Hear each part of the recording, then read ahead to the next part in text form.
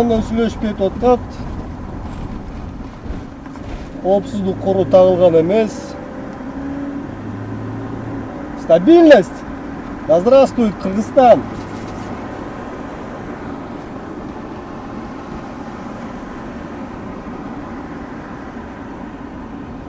Пресс-секретарь МВД Поволжской области.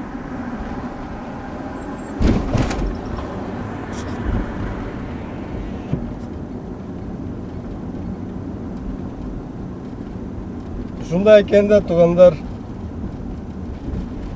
Пресс-секретарь МВД Ош области боюнча коопсуздук корун такпайт экен.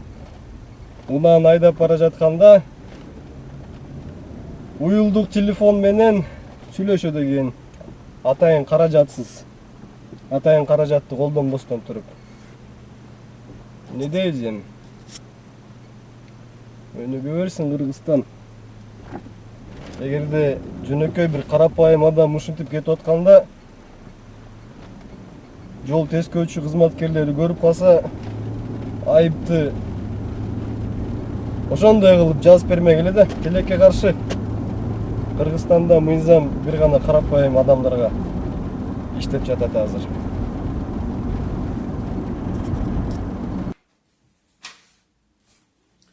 Ассаламу алейкум, мекендештер.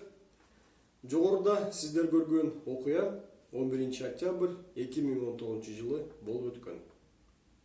Аталган унаанын айдоочусу Ош областык ички иштер башкармалыгында пресс катчы кызматын аркалап келет. Милициянын подполковниги Ашырбаев Жеңишбек. Аталган кызматкер унааны башкарып жатканда жол эрежелеринин 3 пунктун бузду. Тактап айтканда, Бузуулар кодексинин 123.1 беренесинин 2 бөлүгүн бузду. Биринчиси, унааны башкарып жатканда мүмкүн эмес жерден кош сызыкты тебелеп бурулуп кеткен.